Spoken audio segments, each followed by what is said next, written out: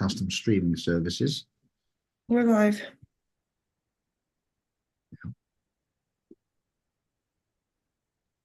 Hello, everybody. Hello, and welcome to the Nkosi Talk Show. I am Grant Morrell, and with us we have Amanda Cottrell. Hi, Amanda. Good morning or good afternoon to you, but good morning to me because it's bright and early here in Canada. And it certainly is. What time is it there, Amanda? It's 6 a.m. Yeah, wow, there we are. And here in London, it is 1 p.m., just gone 1 p.m. So welcome everybody. Great to see you. So this week's subject is going to be, why do people find it hard to talk about mental health problems? And as you know, this is a big issue now. It's always been a big issue. But of course, years ago, it wasn't a phrase, it wasn't in our modern parlance, it wasn't in our social vocabulary, mental health. But now it has. The world has changed. It's changed dramatically from where it was years ago, where people have mental health problems. It was literally locked away. I remember hearing, from family years ago, my grandparents and their great grandparents spoke about people that they knew who had a family member who was a little bit unusual, and they stayed in the attic at the top, and people never saw them.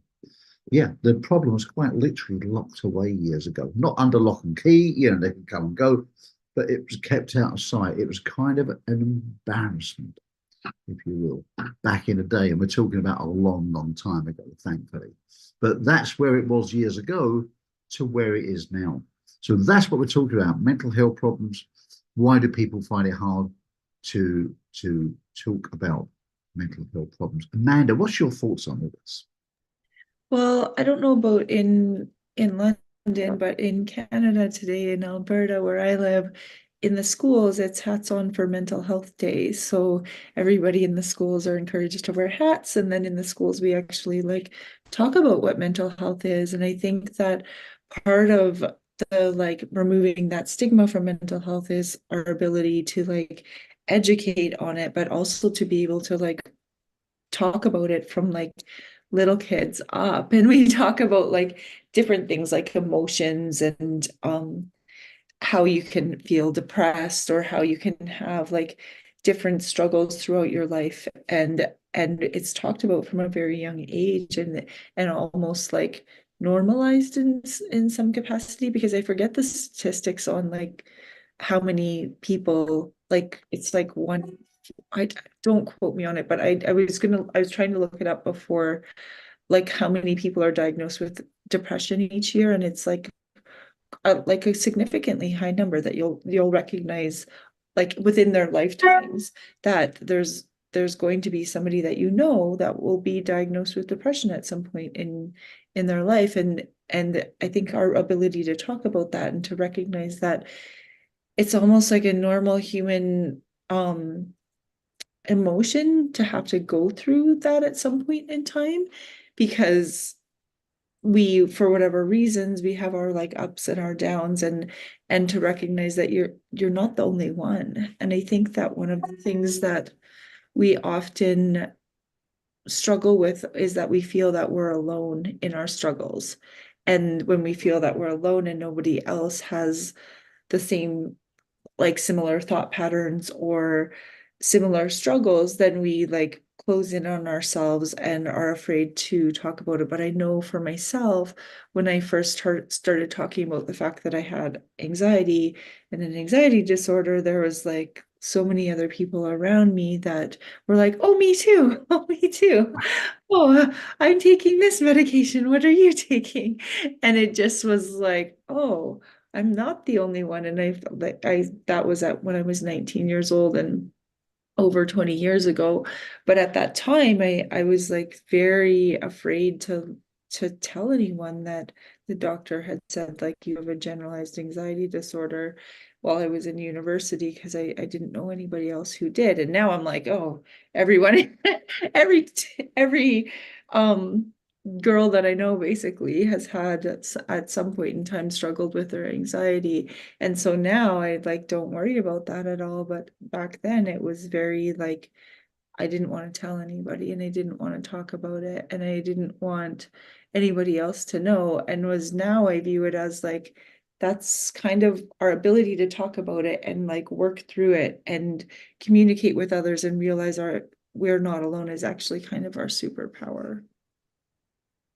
Well, you're right, Amanda. It can be a superpower. And like you said, you open it up about it, you mention it, and so many other people say, hey, me too, me too. You mentioned statistics just now, and these statistics change, of course, all the time. Now, of course, everybody feels a little bit down now and then and has a rough day. That does not mean mental health, thankfully. That's a different thing. But for people who are actually diagnosed with a mental health issue, I believe it was around about 1 in 10.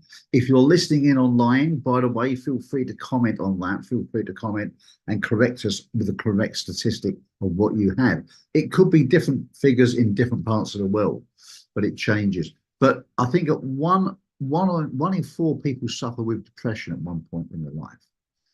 This may be temporary. This may be a temporary thing, but I think 1 in 10 is diagnosed for longer term. I am a mental health coach, and I used to keep up on these figures, but of course they change all the time. The point is that we have someone there for them to work with people and to understand and recognize. And I think, yeah, what you said, Amanda, that's, I just looked up the statistic while you were talking, oh, and you did? Good. it was 4% of men and 5% of women will get diagnosed with it in their lifetime. And that is, yeah, a proper diagnosis of mental health, rather than just feeling a bit down, or just feeling a little bit down because your job's a bit tough at the moment, or your boyfriend or girlfriend's being a bit mean or something. Yeah, that's just, this is sort of temporary things that come and go. It's when it's sustained that it becomes an issue as such. So thinking about that, how it's changed and the stigmas that we go through. We mentioned, first of all, it could be a family stigma years ago. Some people, I mean, people are thankfully a lot more open to this now. But years ago, it was deemed as an unusual thing. And some of the problems are caused by it years ago. But now you got to think of mental health problems. We talk about PTSD now, post-traumatic stress disorder. A very good friend of mine, Carl Smith, wrote a book called There's No D in PTSD. In other words, he stopped referring to it as a disorder and stopped telling people there's something wrong with you. So that's his main, and he does a lot of work with that. But what I'd like to mention is the fact of soldiers, military people, not just soldiers, military people, first responders, cops. We used to have on the show, we used to have Nick, and he was a retired cop, and he saw some things he didn't like in a police service. He didn't like it. And there was certain sort of trauma he had from that. And Nick was a great guy. Firefighters, ambulance service, rescue crews. All of these people see these things. Not to mention alone military people. Years ago, you got to think what happened. The trauma of people's lives. Soldiers went to war. Ordinary people, not volunteer military people. People were called up, national service at the time of world wars. Went into service, were trained to be killers. Went out and killed in the name of our countries to defend. Went there, did things that they would never have imagined they had to do in civilian life. Never wanted to do. Did these things and witnessed equally as dreadful things. Came back, and a debrief was a firm handshake, given a civilian suit, a week's pay, and they said, well done, thank you, good luck. That was the exit interview they got. And had to go back to their lives and their families and become normal, become accountants and carpenters again. And most of them never really spoke about it. It was locked inside. Did it have an effect? I'm pretty damn sure it had an effect on many of them. Not all of them. Like people's human makeup is different. Some people can put that away, put that in a box, and it was something they had to do at the time. Some people had terrible problems with it at the time and after. Sometimes it manifested in heavy drinking. Sometimes even, I believe, violence at home. All of these things. Smoking. I mean, everybody smoked back in the World War I, World War, everybody smoked. So you can only think of the ramifications of health later in life from that. But of course, at the time when bullets and bombs were landing all around you, people weren't too bothered about having a chesty cough or worse. That was really not the major part of their concern. And of course, it became fashionable. Or was it then a convenient coping mechanism? It could well have been. So very hard to go from that with no training, no rehabilitation, just to go from fighting for your life, living on the knife's edge every minute of the day, pretty much. And then going to, well, as people say in the military, it's intense boredom followed by moments of terror and horror, and it's interspersed. So it's completely directly oppositely opposed. And then you come back to trying to live a normal life and being a parent, a parent and a husband or a wife. Very, very difficult. So mental health became a thing. Then it was in the military, in the Air Force, the British Air Force. First of all, it was if you look at the aviation sector, if you flew in aircrew, that was a voluntary, you volunteered for aircrew. And apparently it was the most dangerous form of military service during World War II. If the fatigue got to you too much, the nerves, that it got too much, so stressful, and you said to the doctor or the medical officer, I cannot fly, if it was put down to nerves in the early days, they would talk to you about what would go on your record. And what would go on would be LMF, which stands for lack of moral fiber. And that followed you around throughout your entire career. And the doctor apparently would say to you, are you sure you really want this on your record? Or would you rather not just suck it up and go out there? Some did go out there and got through it. Some went out there and got killed on the next mission. Some said, I don't care. You can put it on my record. I ain't doing it. Lack of moral fiber. That's what it was known as. Later, the LMF was replaced with a W, which stood for Waverley. You were known as a Waverley. Somebody didn't really conform.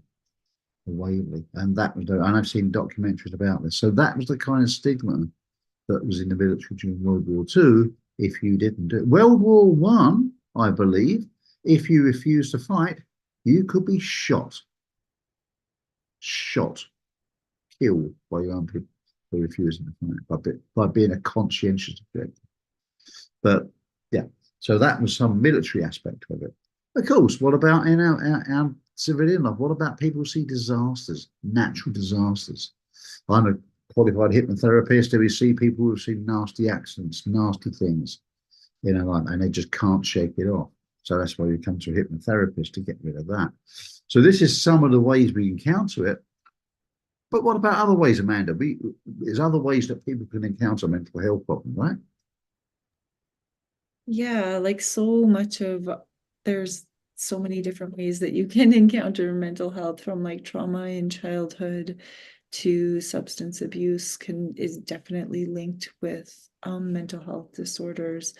As you were talking before, and when we were talking about the statistic I gave you before was just on depression, but it's anywhere from 50% of the population will get diagnosed with some sort of mental health disorder in their lifetime, to like 1 in 8 was the lowest.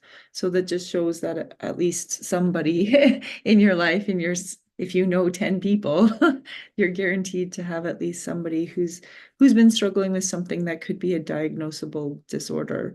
And I think that's really interesting, because I know for myself that the anxiety one, lots of people I know have struggled from anxiety, and at some points it can be like debilitating. But one of the things that I think is really important is learning like coping strategies and tools. And what you were talking about too in the traumas from World War I and World War II is that I hope and that we're learning more tools for coping with some of these mental health struggles that we have, that aren't like a severe one, like like schizophrenia or something more severe that you don't see quite as often. But it even said in the one statistic that it can be up to 1 in 25 people that throughout their lifetime will be diagnosed with a more significant mental health disorder. And so I think that it's really important to recognize that people might look like they're okay on the outside, but on the inside, you never know the battles that they're struggling with. And even I know for myself as a teacher, I've had children like have panic attacks in class over a math problem, and they're in like grade 5, and I'm like, don't worry, like nobody's gonna use this math in real life later on anyways. Like we have to teach long division because it's in the curriculum, but like in real life you're going to use a calculator, so like stop being so hard on yourself.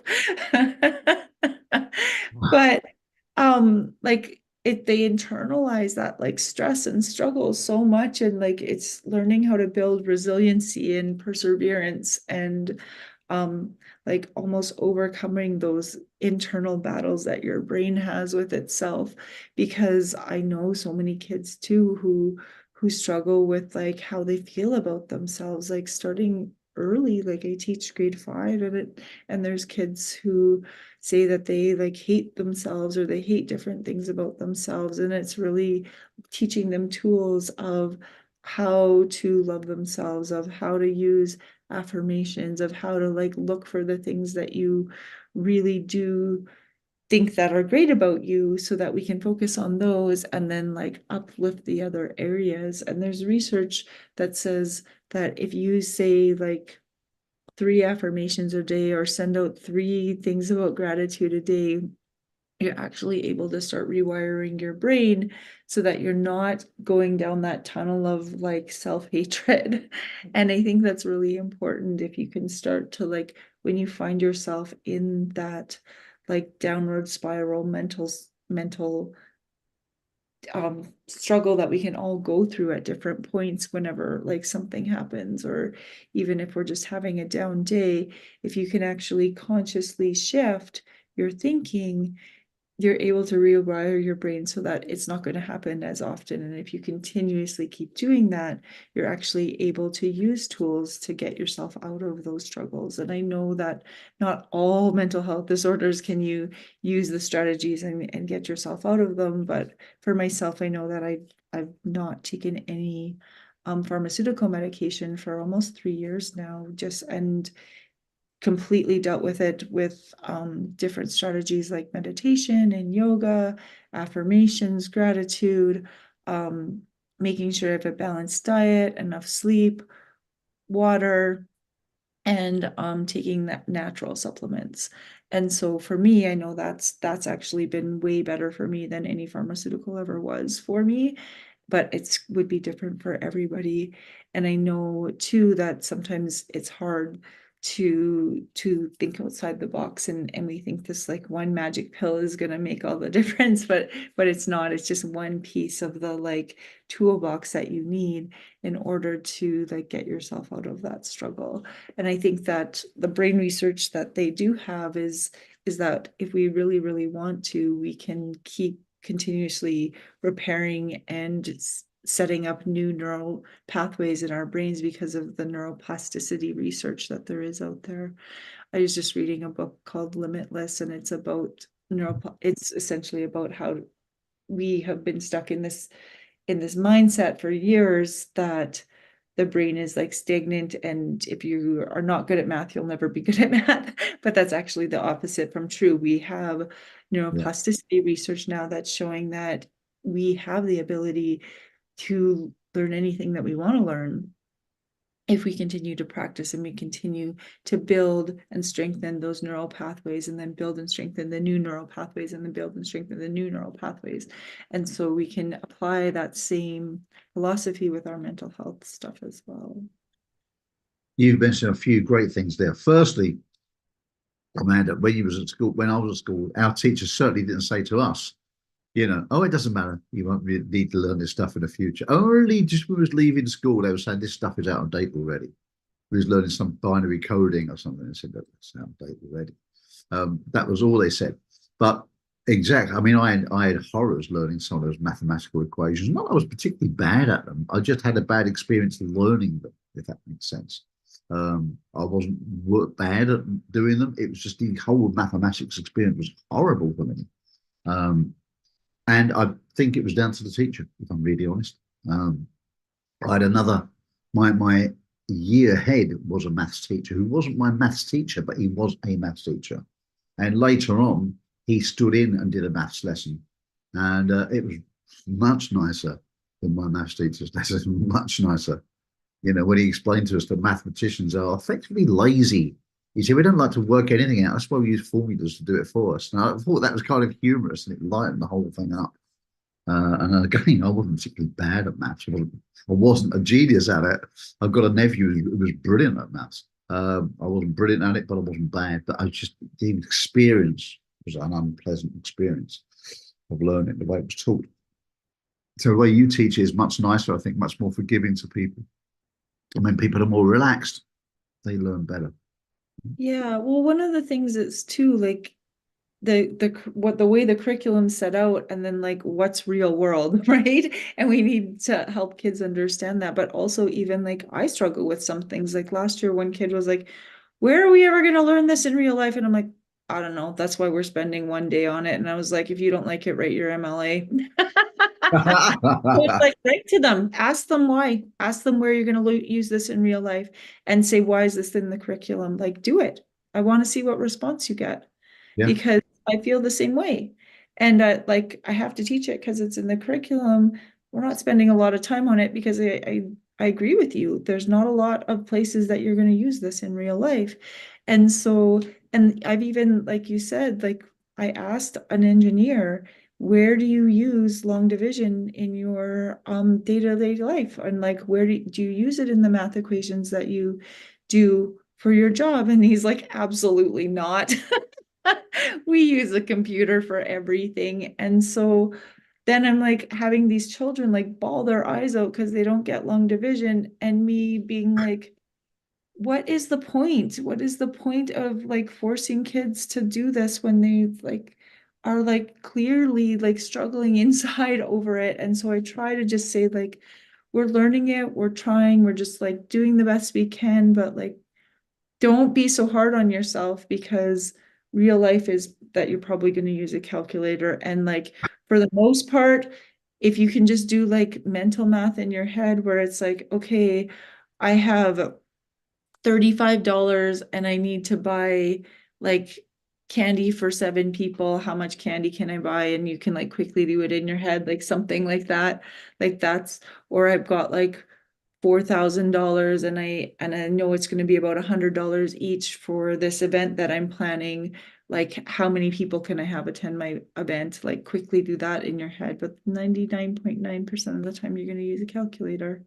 And yeah. so that part I really struggle with as a teacher, to be like, how can I support kids' mental health while still making sure I'm covering what needs to be covered, and making sure that they understand that like not to put so much pressure on themselves in certain areas. Really, the idea is like you learn the process, you get the process, but so that if you really were in a pinch, you could probably do it and figure it out. But most of the time, you're never going to use it anyways. You said to me that matter. It reminds me very much that a friend of mine years ago had a flatmate who was a Kiwi guy who was a brilliant economist, and he worked for a very, very large bank as an economist. And he had 3 degrees, 3 degrees, right? This guy. And he said that he used to get younger economists to come to work with them, and he would interview them, and they would show him all these wonderful, economics, models and stuff. He'd go, yeah, yeah, yeah, but fine, great, I get it. He said, I've got 3 degrees. He said, and I know those models inside out. I'm going to tell you right here and now, we won't use any of them. He said, we won't be using any of them. His job involved a lot more bringing in business, and let's just say it was entertaining clients. And his budget for doing that was pretty high. And once his boss pulled him into the office and said, "Your budget is this, and you spent like this last month on the." I said, "I don't know what you spent it on." He said, "But having said that, you brought in this much business, so carry on." And that was it. But he knew the stuff inside it. But it doesn't mean to say you shouldn't learn things. Of course, it doesn't mean that. It's just an entertaining story along the way. But yeah, mental health and where it goes, and how you can practically do it. Yes, you can rewire your brain. Yes, you can gradual exposure, gradual and small and increasingly large exposure to these things can help. There's many different methods, and you can create new synapses in your brain. Absolutely, neuroplasticity is a great. I'm glad you read that book. It's a good book. It's a very good book, and it teaches us a lot about the theories of what we thought was possible as opposed to what we now know is possible.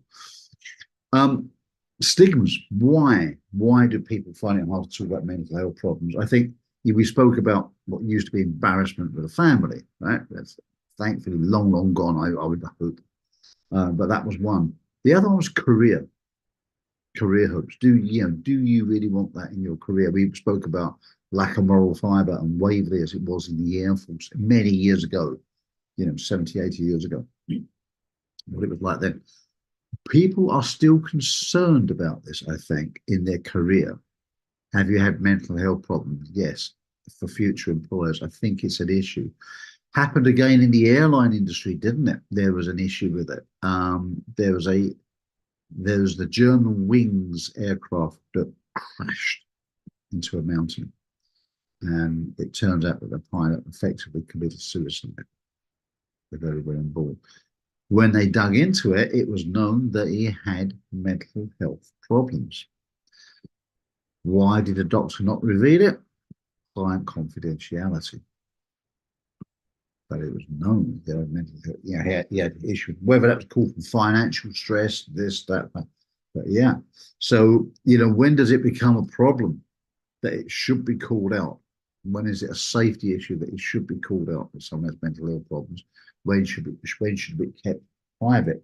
A big debate in itself, a huge debate, and of course there was a huge inquiry into that.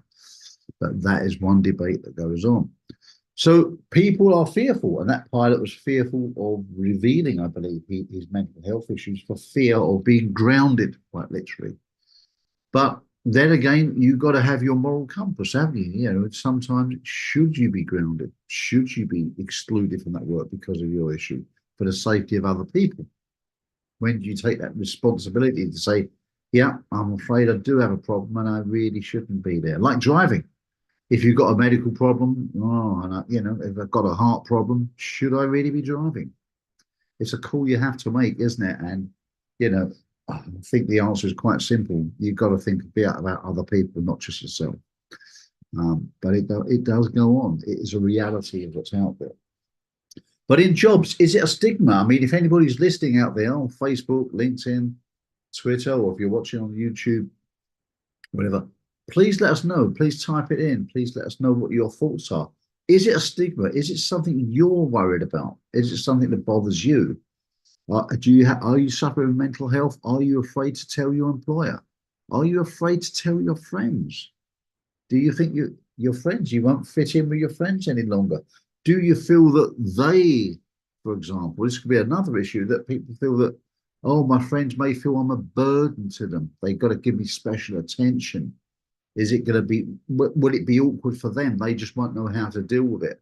Is that something that's holding you back from mentioning that you have mental health problems? These are all real things that go through people's mind. I don't know about you, Amanda, but I tend to think that a lot of the time we imagine problems that aren't really there. People will be a lot more understanding than we think, and friends, etc., family will be a lot more understanding than we imagine. As Mark Twain once said, in life we worry about many things. Some of them actually come true, which the ironic way of saying is that most of the things we worry about don't ever materialize. So we're worrying about things unnecessarily. And I think that could be one of them. But what about this, Amanda? Would you find this in school? Does mental health issues show up in school? Are you trained to recognize this? Well, there's definitely not any training. Surprises me, actually. There's a little bit here and there, but they definitely, like for myself, I've done a ton of research. I was laughing when you said that guy had 3 degrees and didn't use like any of the stuff. I'm like, oh, me too. Yeah, yeah, I have yeah. 3 degrees too, You and do. Wow. 99% of it I never use ever because most of it I've forgotten.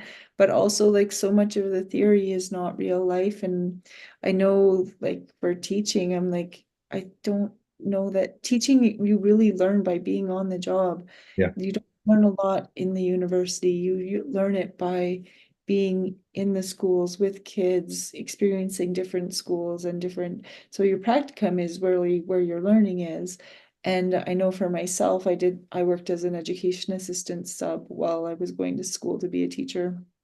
And I learned more being an education assistant sub than I ever did at the university. And I always say, like, most teachers should have to be education assistants before they go into being teachers, because you just learn so much. You learn so much about the dynamics of schools and the kids and the mental health issues in the schools. And there's a lot, like there's a lot of different things that go on in schools. And so, like, having kids with different disorders as is something that we're not really trained with unless we've gone into that specialty.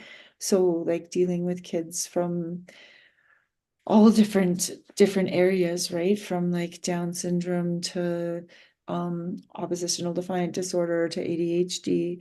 All of those things are kind of like learn on the job for the most part. Like, it's covered in maybe one class quickly, but not a lot. Like, we're not psychologists, but and there's not a lot of psychological support in the schools, that it from my experience anyways. But you do have to kind of find balance, and a lot of it is learning tools, learning mindfulness tools, having a calming corner for the kids, giving options for when they're struggling, or because sometimes, like, there's kids, if they come in and they didn't have breakfast that day, or if they got into a fight with their little brother or something, you never know how they're going to react to something. And on a day where they have that, they're not going to be able to learn until they like feel safe and are able to like relax, right? And so that day, maybe you had a math test planned, but you're like, oh, you can just write it tomorrow because clearly today's not going to work, right? And so we have to just like kind of navigate things differently for different kids based on what it is that their strengths are and what it is that they're struggling with, or if they're in crisis for some reason. I know when we talk about mental health, one of the things is I find like kids can talk about it. I wrote a book a number of years ago called It's Okay to Feel. And basically each page is like, I feel angry. And then what is it that makes you feel angry? And Okay. Yeah. where you feel that anger in your body, and then like who helps you when you feel angry. And then it goes like, I feel joyful. Who do you celebrate your joy with? Where do you feel joy in your body? And it's just really like conversation starters to have with kids. And kids are so in tune with their feelings, like way more in tune with their feelings than you would guess. And sometimes they even have, like, one of my most interesting conversations with them was around, can you have two feelings at the same time? And I was like, well, like, can you explain that to me? And they're like, well, sometimes I feel joy but jealousy at the same time. And like, give me an example. And they're like, well, at a birthday party, like, I'm joyful for my friend because they're getting all these presents, but at the same time I'm jealous because like I want some of those presents too. Right. And I was like, oh my goodness, like, how thought-provoking is that you can have these two conflicting feelings at the same time at a friend's birthday party. And like, that's really, really powerful that you're able to navigate and explain those two conflicting feelings. And just being able to have conversations around our feelings really like sets the stage for kids to be able to talk about their mental health struggles or mental health as they grow up. And I think because many adults haven't had those conversations when they were younger, talking about it is like a faux pas, right? I can't talk about feelings, right? I get like old people that are in their like 60s and 70s talking about feelings, really something that they would talk about, but being able to navigate those feelings and being able to like own like, well, this is why I feel that way, but I can like change my perspective, or I can look at it from a different perspective too. I think is really important, because when we can have conversations, that opens doors for us, I think, when we can really truly have conversations about what it is that's triggering us, and why is that maybe triggering us. You're right. I mean, communication is the key. Communication is the key to everything. It really is, and it's good that through your experience you can spot signs of mental health in children. Although not being trained for it, that really surprises me. I would have thought the teachers would be trained to some level of training to spot this. I would have thought so, but I'm really surprised. But I'm glad, equally glad that you take it upon yourself to learn this stuff. And yeah, I mean, when you go out there, it's there with everyone, but communication is the key, knowing how to communicate. So I'm thinking if you're an employer, it would be wise to learn a little bit about mental health. And if we can help you with that, yeah, feel free to reach out because we can do that. You can always contact us at hseia.com and just ask. And there's a range of coaches here. I'm certainly a trained mental health coach. And I know others are too. We can certainly help you with that.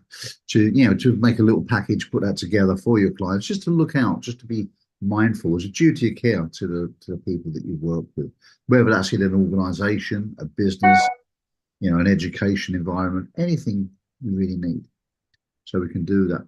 So the other thing I wanted to touch upon, Amanda, I'm sure we've all felt this at some point, is or we've witnessed this with people when you've seen someone in a relationship, like a romantic relationship with someone, and you can see that something's not quite right with that person. There's something bothering them. I don't just mean, oh, they're a little bit bothered because their parents unwell or their car broke down. I don't mean that. I mean, I'm talking about there's maybe a mental health issue. What about this? I have a theory that some people have mental health issues, or some people know that their partner has a mental health issue. But again, it's a reason that they're afraid to talk about it, the reason that they don't want to talk about it, for fear of their partner finding out, for fear of their partner's family finding out, for the children finding out. I think there is a stigma around that for some people too. And I think where people were afraid or ashamed of mental health in the past, but now they come to terms with it, these things, quite rightly so. I think sometimes when it comes to relationships, people feel that they have to take on the role within a relationship. Men often feel they need to be strong in a relationship. So they don't like to be seen weak. It's a disease that men have. There's a stigma. The world wants them to be strong, and they feel they have to conform to that.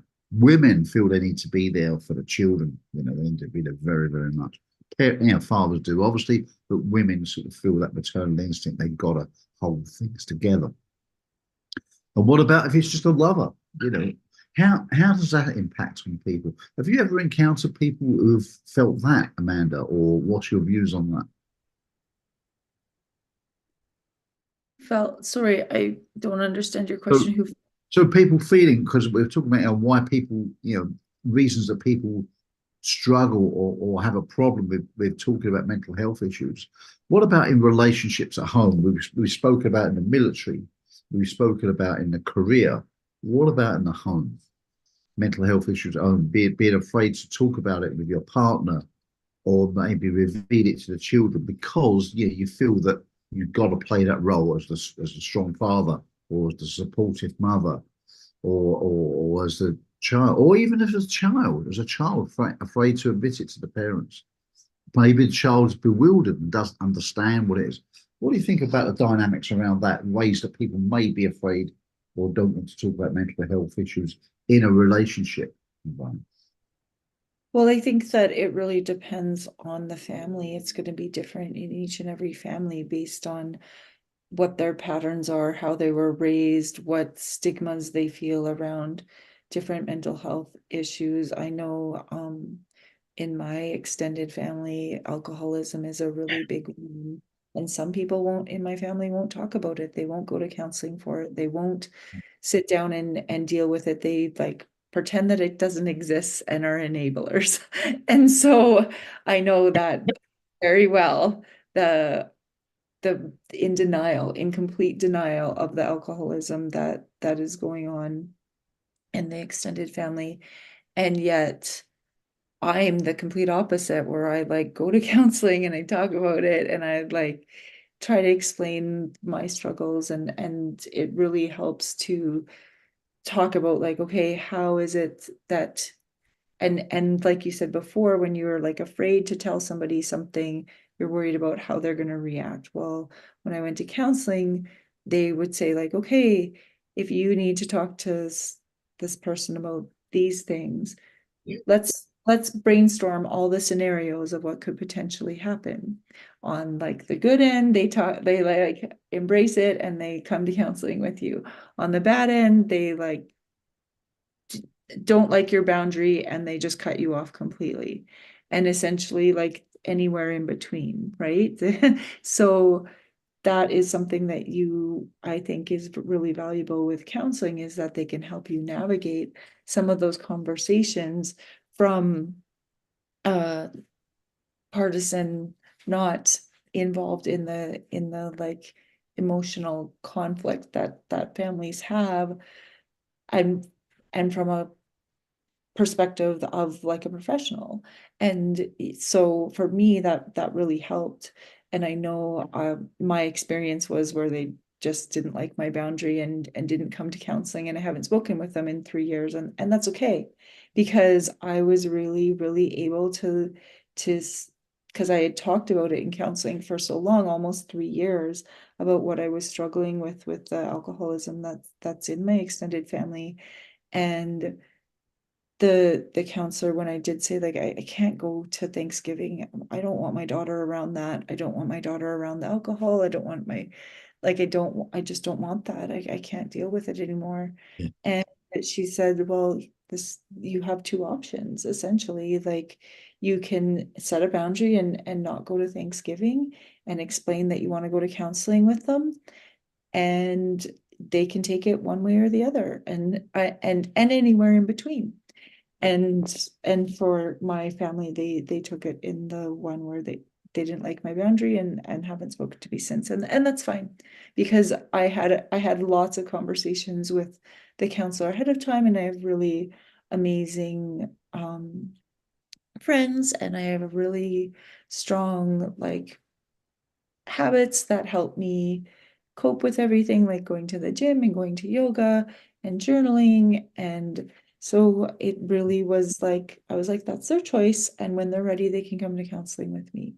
And I've just set it up like that, as okay, they've made their choice, and my boundary is counseling, or I don't want to speak to you because I need some support in having a conversation and not having the family dynamics just like being attacking, Yeah. that we Yeah. need a mediator in some of these conversations, because it's not healthy for me to be attacked for setting boundaries around some of the mental health that's going on in this family. And so I know that it can be really difficult, and I know that you have to be mentally prepared if you are going to have conversations, because some people, you can't control how they react, right? You can't control how anybody reacts except yourself. And I think that's one of the biggest lessons in anything, is you can't control other people, just like you can't control a toddler from having a temper tantrum in the middle of a store. You can't control a toddler, you can't control your teenager, you can't control how your parents treat you, right? And so it really is about, okay, am I prepared for it to go one way or the other? And then am I okay, can I live with those decisions, and how can I navigate it if it goes the way that I hope that it doesn't? And I think that's something that is really powerful, when you can say, well, I can navigate just either option. I can navigate either extreme or anything in between. And I have the capacity to know that I'm really grounded in what I believe in and what my values are, and how I'm going to approach people and approach life. And I think that's something that counseling is fantastic for, and it allows us to really navigate our struggles with what's going on in our heads sometimes. And so I think that's something too, that when you know there's some unhealthy dynamics within a family, learning how to set boundaries is really important. Reading books on boundaries is really important. Getting support for how to set those boundaries is really important. And knowing that you're not alone in having to set those boundaries, and you're not the only one who doesn't speak to certain family members. Most families, when you do even open up and talk about it, they're like, oh yeah, I don't talk to these people in my family either. Or yeah, I have struggles. I have a friend who hasn't spoken to her mom since she was 16. She moved out at 16 and hasn't spoken to her since. And so, but she lives a very fulfilled, loving, happy life with her family. And and so I think that's something that we really have to navigate too, is our decisions. Can we set clear boundaries and be really grounded in why we made those Uh-huh. decisions for our own mental health? You said a great thing there. Yeah, when it comes to setting boundaries is huge, isn't it? It's absolutely huge. And like you said, you said there, Amanda, when you're setting boundaries, you shouldn't feel wrong about setting boundaries. And you said in some cases you may need a mediator to ensure that fair play is delivered. Because exactly, one of the key things about living your life is about boundaries, and whether that's from mental health or anything at all. And it's really good that you've identified that with the family you're in. You need to have certain boundaries to survive. And I think everybody's got the right to feel happy as much as they can. And although there's certain mental health issues and people have it, people have got to coexist together. You've got to put those boundaries in place to protect the person who got it, and also to protect those who haven't got it. For everybody around, to make a harmonious environment. It's not the easiest thing to do. It's not the easiest thing to do. And I think I would like to recognize that for people when I'm going through it. It's not the easiest thing, but it's a worthwhile thing to do, because it can navigate the way out of it. It can make it manageable. And I think that's one of the key things to look on. When you can find a process and make it manageable, then there's light at the end of the tunnel. There's ways to do it. And you've also given some great tips here, Amanda, how you can do it, from art, yoga, exercise. All of these things I think are really, really good. I was advising someone the other day on this, and they were going through a bad experience with the family. And I said, I feel that you need to make new experiences in your life, new experiences, not involving the same people, but involving new people. You need to see a new era of your life once you come out of that. Once you start to create a new era in your life, it's easier to let the negative parts of the past slide away, because you are literally creating a new environment. Because environment, I talk a lot about this in my coaching, about environment being stronger than willpower. And I use the analogy that if you're in a non-supportive environment, let's say you go to the North Pole and you stand there and say you're going to stand there in a pair of shorts and a t-shirt and say, hey, I'm not going to get cold. I'm not going to get cold. I'm going to use willpower. I will not get cold. Yeah, you will resist it for a while, but before too long, you will freeze to death. But if you go somewhere warm, you don't need to do that. So, yes, we should always improve our skills. And like you said, by doing this, you can improve, you can make new neural pathways. You can build the brain for neurology. Neuroplasticity can give you resilience, new skills.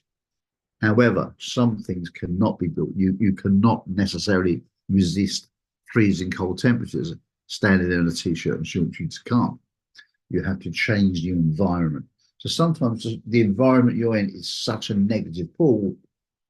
The smartest thing is just to change your environment. How many times have you seen people at work when the boss thinks you're the biggest idiot since born, biggest idiot, and your life becomes a misery? That person can then someone else change and do exactly the same job, the same role for a different company, and the new boss thinks you're the best thing since sliced bread. You've changed the environment. Yeah, admittedly, sometimes we do need to do some work on ourselves. Absolutely. I'm not saying you shouldn't, but sometimes not. You've got to look at the environment you're in. And that's so important. And that can be a decision you need to make for yourself. We can be making life unnecessarily hard for ourselves sometimes. And if that's causing a mental health issue, change it. It may not be that you've got something chemically wrong in your brain. It may just be, or it may just be circumstantial, what I call circumstantial depression. Okay. Oh, I'm depressed because I've got no money. Got no, okay, I get that. So let's see if we can change that. What can we, actually do to change that situation for you? And relationship. I'm in a bad relationship. I mean, okay, we'll analyze that relationship. And of course, people don't sometimes do it because it's dependency, it's lack of self worth, lack of self value. All these things come into place, and dependency and habit forming very, very strong. These things can be real practical ways to deal with it. But I like what you said, Amanda. Yoga, art therapy is huge for combating these things. Beautiful thing. For me, I got into exercise, sport, and it's not really my go-to thing, but I did that years ago when I first got into this industry. I got into it, and it made a difference. It gave me self-pride back, and I knew it wasn't really me long term, but I did it, and it made me feel a lot better than I had, and it gave me something else to channel things into, and it really did work. It gave again, it's a working example of what I'd said.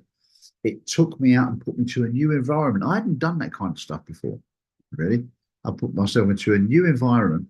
And when I went into that new environment, I met new people. I learned new skills. It was a new thing. It was a new era of my life. And it helped to shift me from where I was to where I was going.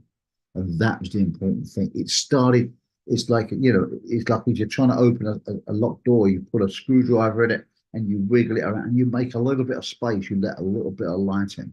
Okay. And that's the key thing. Once you get that chink of light, the light at the end of the tunnel, that's really the thing that made all the difference. And that's the way I did it.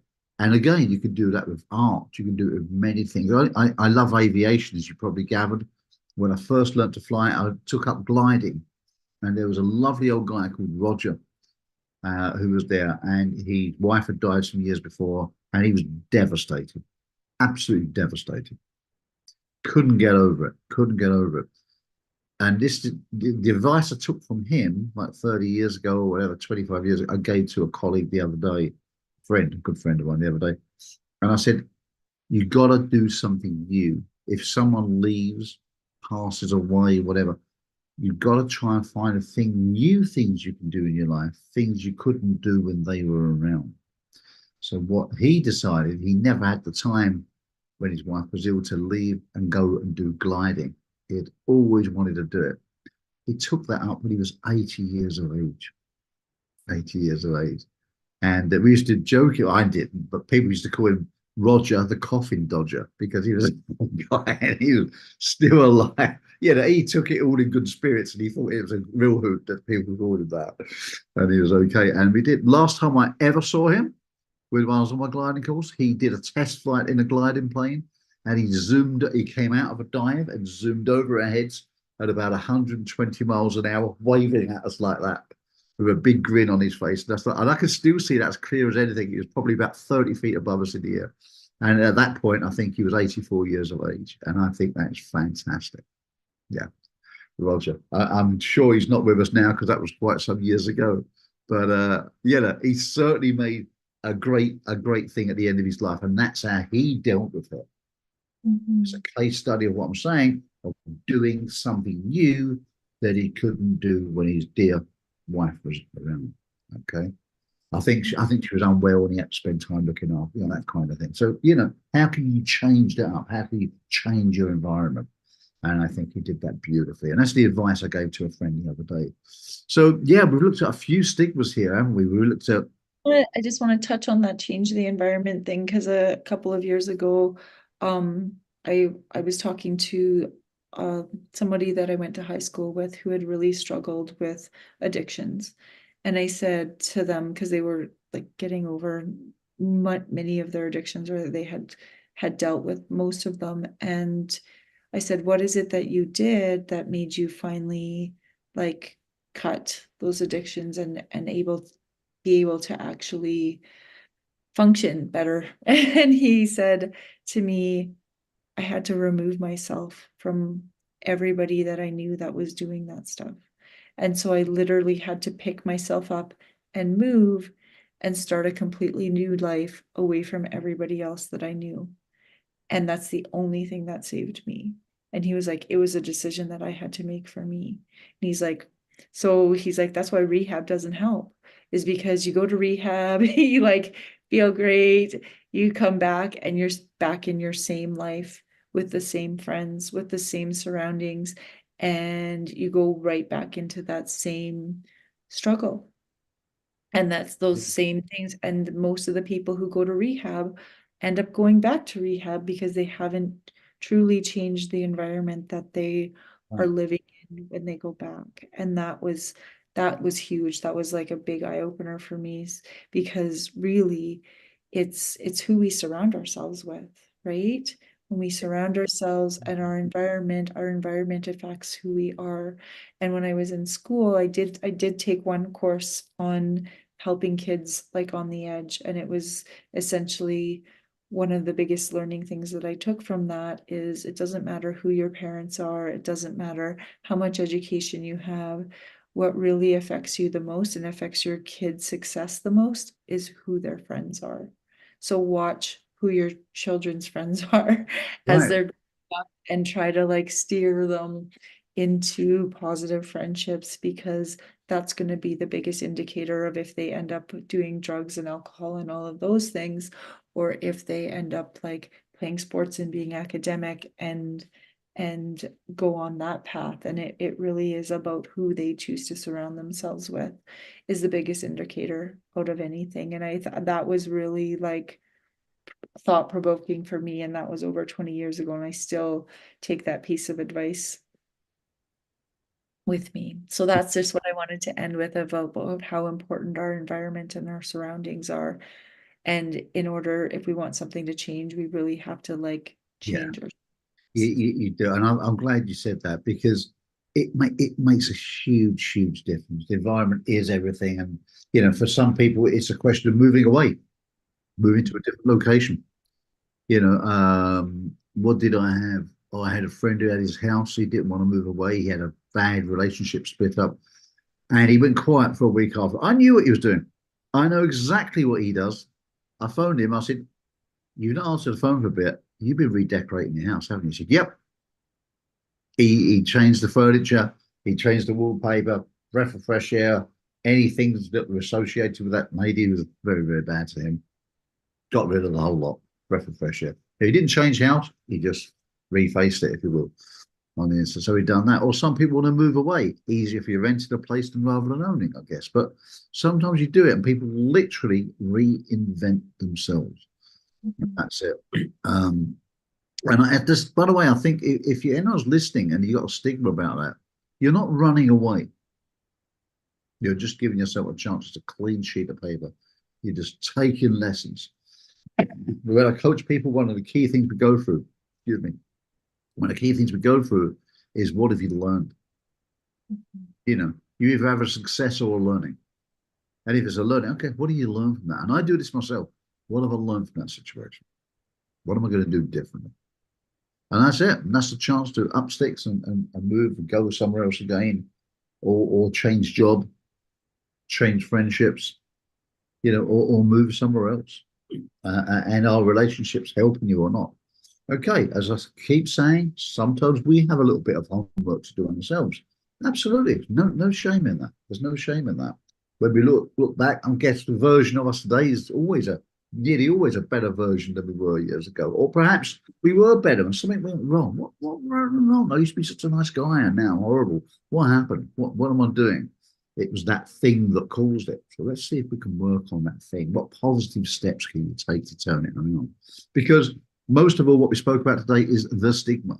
We don't really want to have the stigma any longer. The stigma of mental health. If you feel you're having it, go to see someone. Communicate is the key word. Communicate it with someone. You find that your family, your friends, your employer these days, even in the military, they are a lot more. They have to be a lot more open and accommodating these things. Thank goodness. People have recognized it. It didn't happen. PTSD was not an expression that happened years ago. That expression wasn't even there. It's recognized, it's in modern day parlance. There are systems, there is welfare out there for you, and there are ways out of it. If you have it, it doesn't necessarily mean to say you're stuck with it for life. There are ways. Um, if we can help you, please reach out. We'd love to help you. hseia.com and reach out, and the team will recommend you to us if you want to know from us. If you've got any comments, if you're listening on social media, put in the comments and we can answer those throughout the week.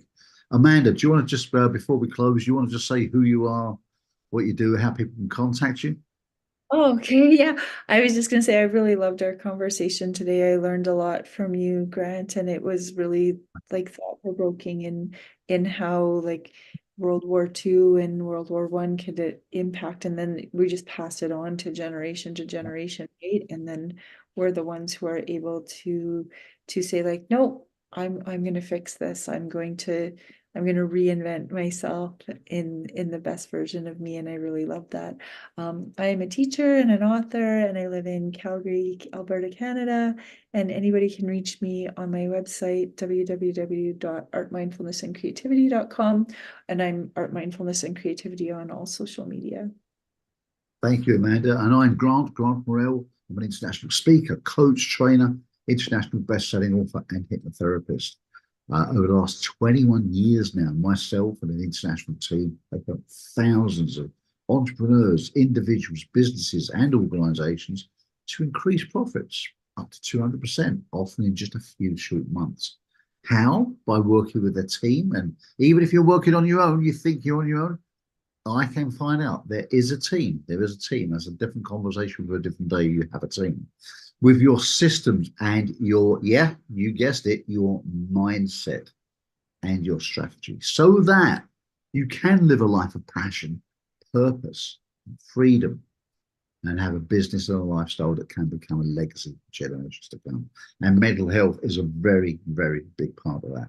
So please, if you can reach me at grant.morell at instagram.com or any of the other social media places, or just via the website here. Please reach out. We'd love to help you. Amanda, any final words? Just have a great day. Okay. And everybody, be good to yourself and be good to others. Take care, and we will see you soon.